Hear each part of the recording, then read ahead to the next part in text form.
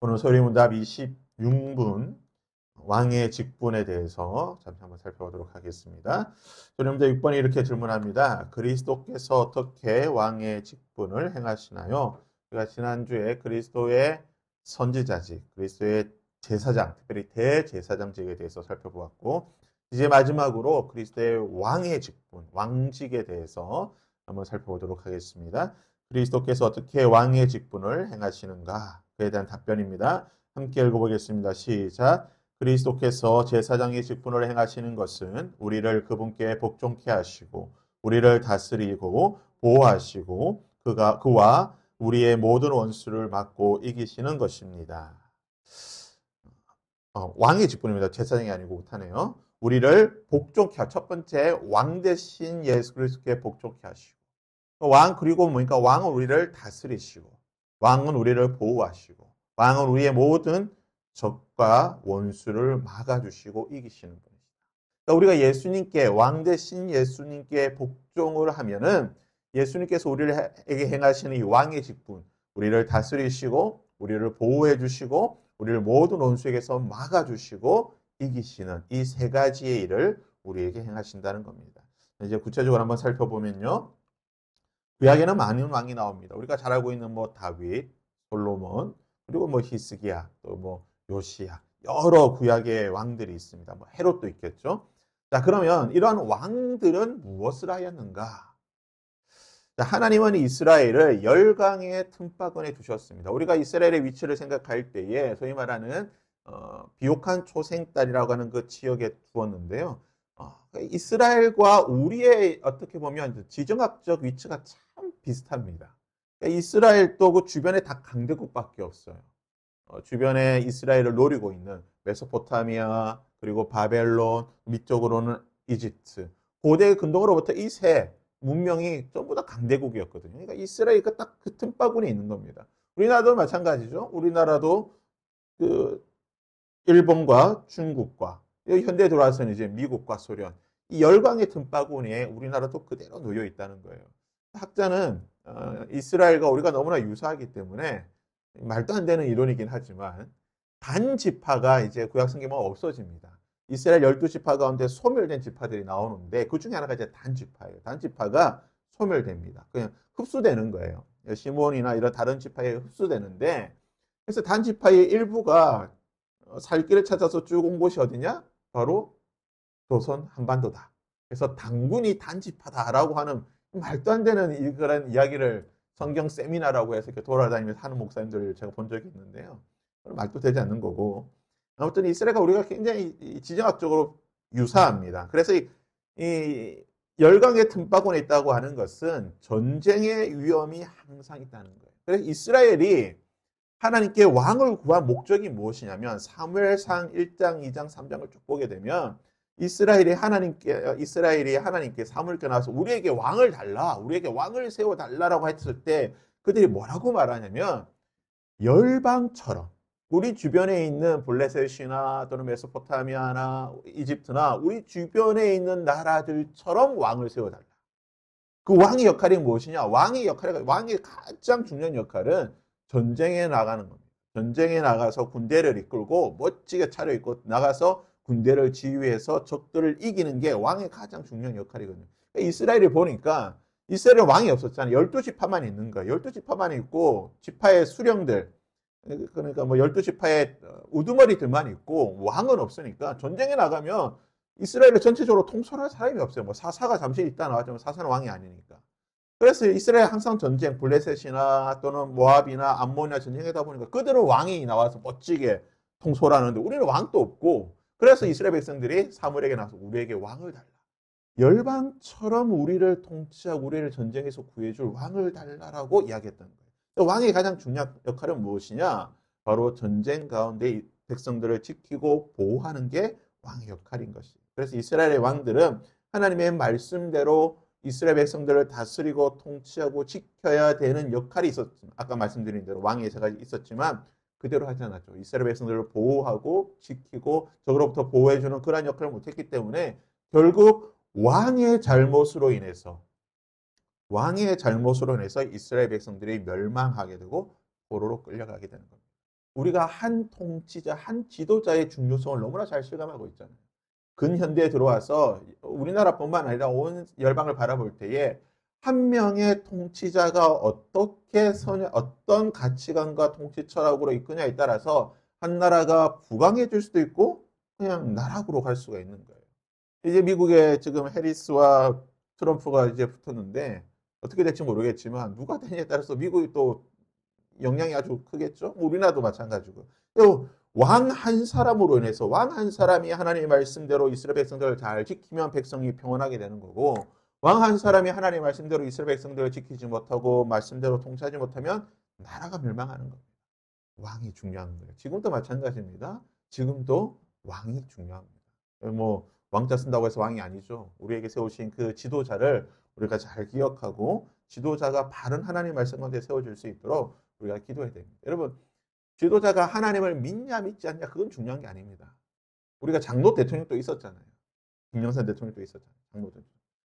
장로 대통령, 이명박 대통령도 장로잖아요. 장로 대통령이 있어 봐도 별다르게 차이가 없어요. 그러니까 하나님을 믿냐 믿지 않냐가 중요한 게 아니라 그의 사고방식이나 그의 일반적인 통치 철학 가운데에 성경의 가치관이 얼마나 잘 구현되느냐. 우리가 그것을 봐야 되는 거예요. 이게 굉장히 중요한 겁니다. 자, 이런 경험을 통해서 이스라엘은 하나님의 나라를 회복시킬 진정한 왕을 기다리게 됩니다. 이제 여기서 이스라엘 백성들이 기다렸던 하나님의 나라라고 하는 것은 이제 뒤에 나오게 하겠지만 잘 먹고 잘 사는.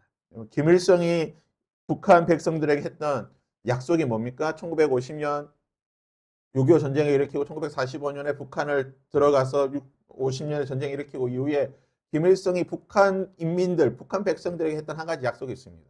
내가 너희들에게 쌀밥과 소고기국을 먹게 해주겠다. 통치자의 가장 중요한 역할은 백성을 잘 보호하고 지켜주는 것뿐만 아니라 어떤 경제적인 평안함, 부강함을 주는 건데 이스라엘 백성들은 기대했던 하나님의 나라가 그거예요. 잘 먹고 잘 살고 안전하게 사는 것. 그것을 해줄 왕. 그러니까 뭡니까? 정치적인 왕, 정치적인 메시아를 기다렸습니다. 하지만 예수 그리스도가 세우신 하나님의 나라는 뭡니까? 예수 그리스도께서 세우신 하나님의 나라는 먹고 마시는 그런 하나님의 나라가 아니죠. 뒤에도 나오겠지만 섬김을 통해 하나님의 주권과 하나님의 통치와 성경의 말씀과 가르침이 세워지는 그러한 하나님의 나라. 그것이 궁극적으로 뭡니까? 하나님의 교회라는 거예요. 하나님의 교회가 하나님의 나라입니다. 또 온 땅 가운데에 하나님의 교회가 세워지고 각 지역마다 하나님의 교회가 세워지고 그 교회를 통해서 하나님의 나라, 하나님의 나라의 가치관들, 하나님의 나라의 통치 원리, 통치 철학이 전파되고 세워지는 겁니다.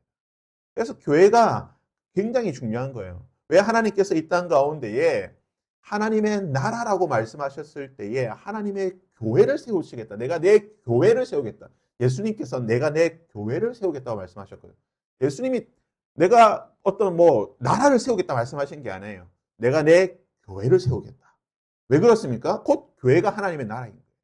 교회를 통해서 하나님의 나라가 세워지고 하나님의 나라가 확장되어지고 하나님의 나라의 통치 원리가 전파되는 겁니다. 그래서 교회가 굉장히 중요하다는 겁니다. 그래서 우리가 일직동에 세워진 것은 일직동 가운데 우리가 하나님의 나라고 우리 교회를 통해서 하나님의 통치 철학과 하나님의 다스림의 원리가 전파되어야 된다는 겁니다.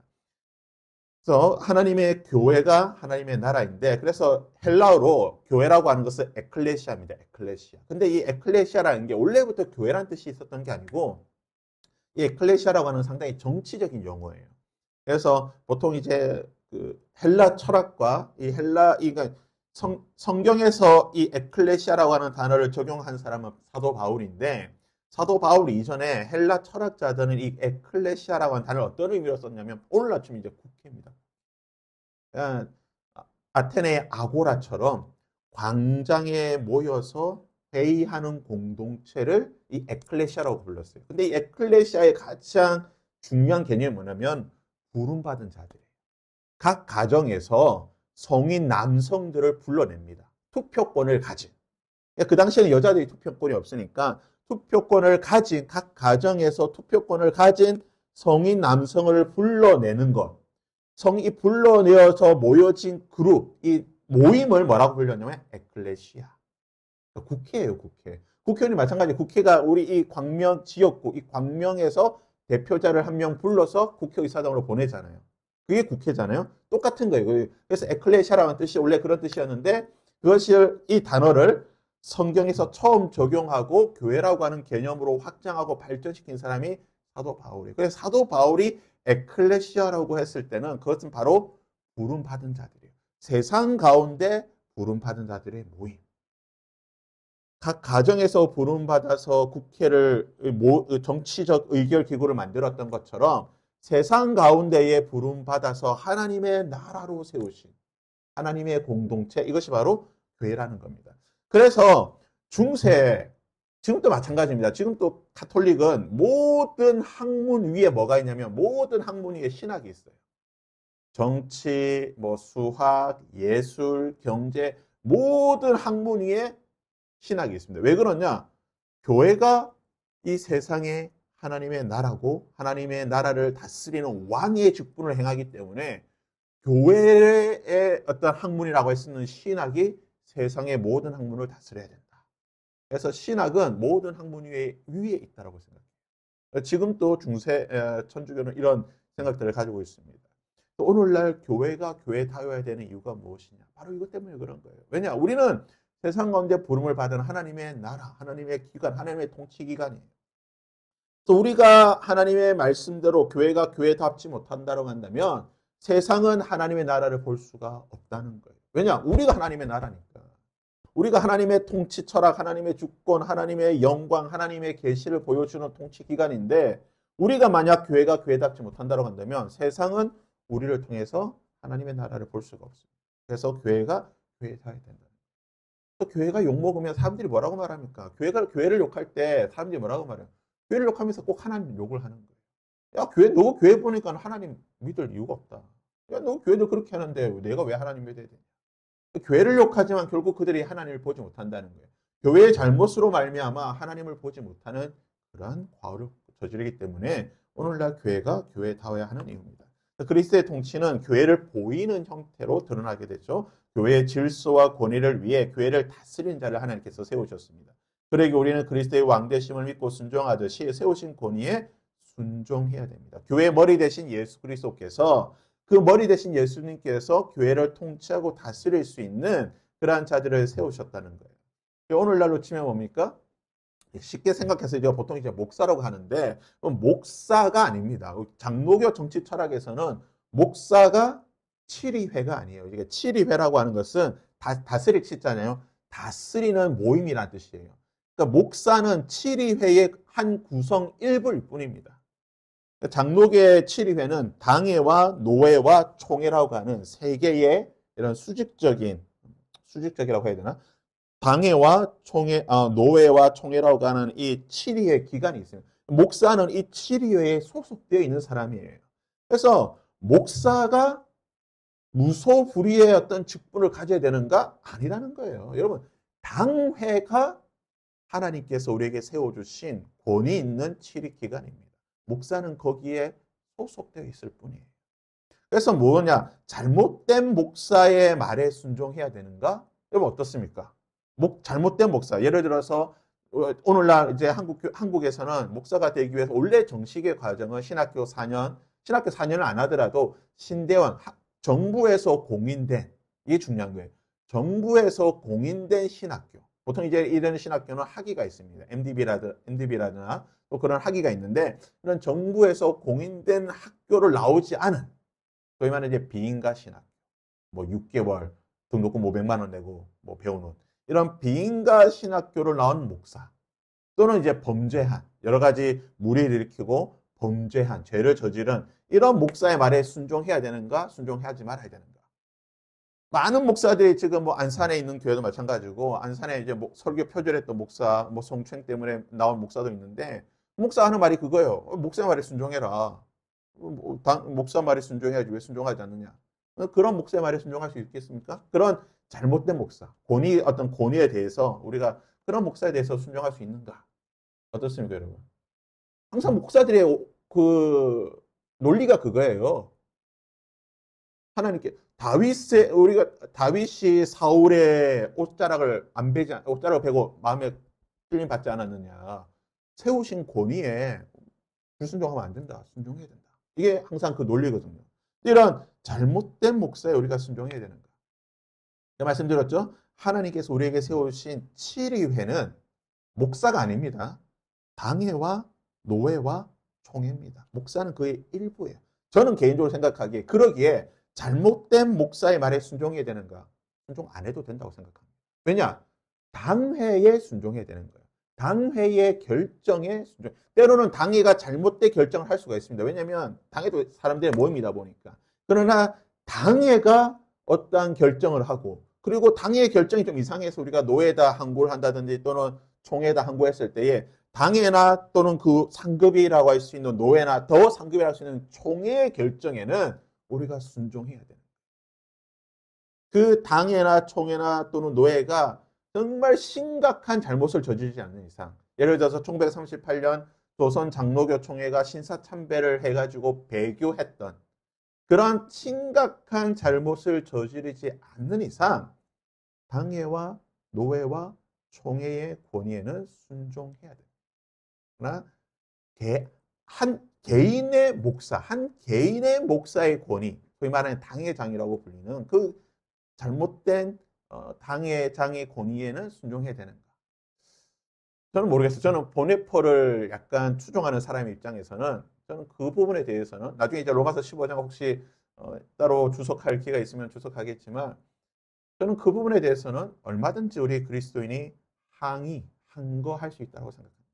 공동의회라고 하는 여러 정치 형태를 통해서 항거를 해야 되는 거예요. 항거할 수 있는 게 아니라 항거하는 게 당연한 거예요. 왜냐? 우리 장로교가 프로테스탄트가 항의하는 사람들, 우리 근본이 항의했던 사람이에요. 잘못의 불의에 대해서 항거했던 사람이기 때문에 잘못된 권위에 대해서 우리가 항의할 필요가 있다는 겁니다. 자, 그리스도는 지금 온 세상을 통치하십니다. 공중권세 잡은 자들은 만왕의 왕께서 허락하신 범위 안에서만 통치권을 행사할 뿐입니다. 마지막 종말의 때에 그리스도의 그들의 통치권은 박탈당할 것입니다. 우리가 기억해야 될 것은 뭐냐? 지금 여러분 우리나라도 마찬가지예요. 우리나라가 휴전입니까? 정전입니까? 정전이에요. 휴전 아닙니다. 지금 휴전으로 바꾸려고 하는 거예요. 이전 정부부터 휴전으로 바꾸려고 했던 거예요. 지금 정전 상태입니다. 정전. 전쟁을 잠시 중단한 상태예요. 그러니까 얼마든지 전쟁이 일어나도 이상한 상태가 아닙니다. 그러니까 지금 교회라고 하는 것은 전쟁 중인 상태입니다. 이 땅에 있는 교회는 사탄의 통치권이 있는 이 세상 가운데 세워진 하나님의 나라는 쉽게 말해서 적진 안에 있는 적 가운데 있는 아군인 거예요. 그래서 하나님에게는 항상 전쟁 중입니다. 휴전이 아닙니다. 휴전은 언제 있습니까? 예수님께서 재림하시면 그때 전쟁이 다 끝나는 거예요. 그때까지는 교회는 끊임없이 전쟁이 되는 겁니다. 세상의 가치관들에 대해서, 세상의 어떤 풍조와 사상과 이 모든 것들에 대해서 교회는 끊임없이 싸워야 돼요. 이번 주나 다음 주에 한번 다룰 기회가 있겠지만 이 세상에 지금 얼마나 이 교회의 성경의 가르침에 대해서 교회 사상에 대해서 반하고 있는 문화도 있는지 모릅니다. 프랑스 파리 우리 올림픽을 개막식을 봤지만 정말 반기독교적인 정말 부패한 그런 문화들. 2022년에 영국에 있었던 그 영연방 올림픽에서도 정말 끔찍한 일들이 있었거든요. 이런 말도 되지 않는 이런 세상의 흐름들에 대해서 교회는 항상 전쟁해야 되는 거예요. 전쟁을 선포하고 싸워야 되는 겁니다. 전쟁인데 이 전쟁은 어떻게 하는 전쟁입니까? 나중에 뒤에 다시 다루겠지만 영적 전쟁이라는 사실을 기억해야 됩니다. 자, 그리스도인은 이 땅에서 그리스도의 왕권이 모든 영역에서 적용되도록 적극적으로 실행해야 됩니다. 모든 영역에서. 그리스도의 통치 다스리심은 모든 영역에서 적용돼야 돼요.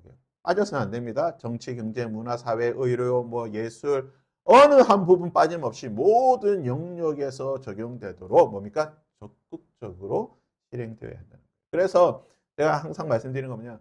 은혜 받았다고 해서 다 목사 되면 됩니까?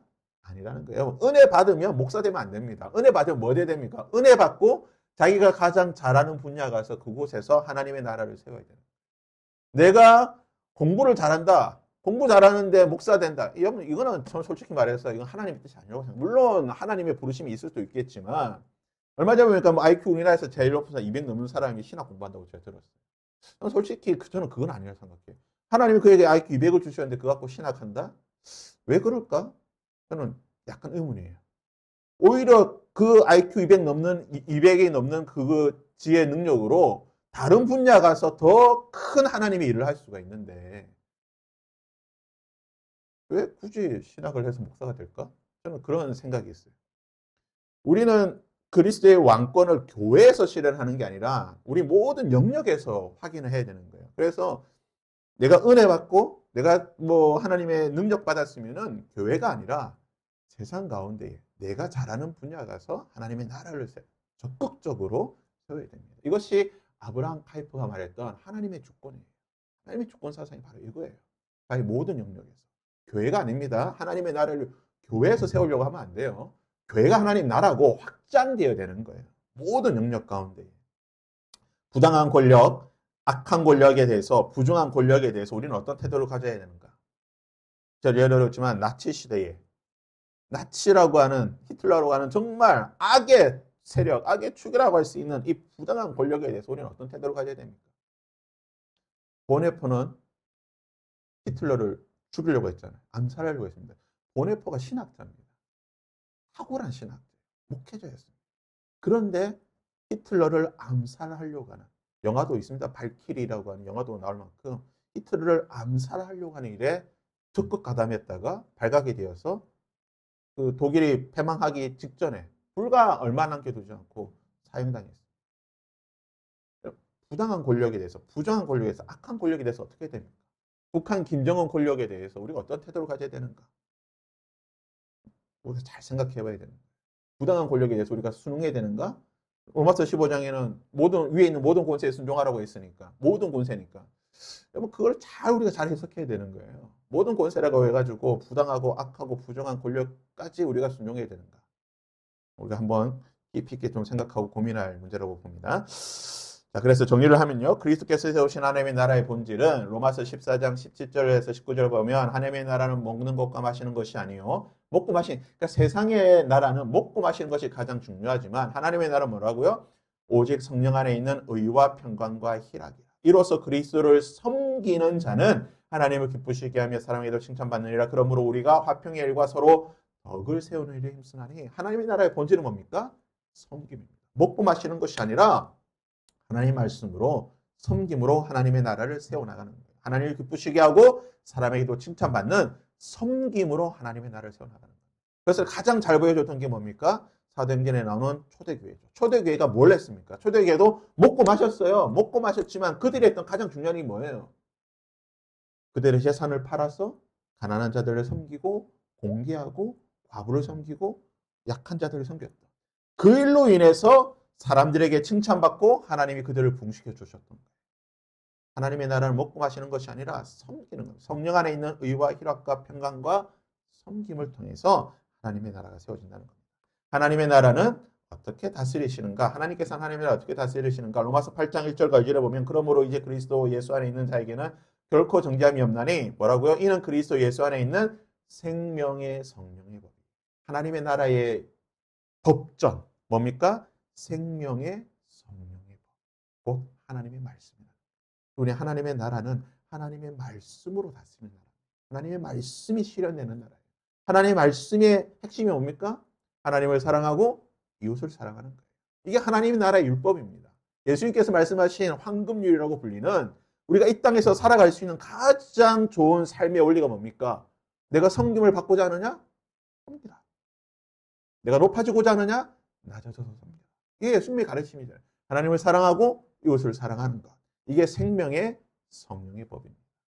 계속해서 똑같은 말이 계속해서 반복해서 나오는 거예요. 자, 주의 주대심이란 무엇입니까? 소위 말하는 로드십.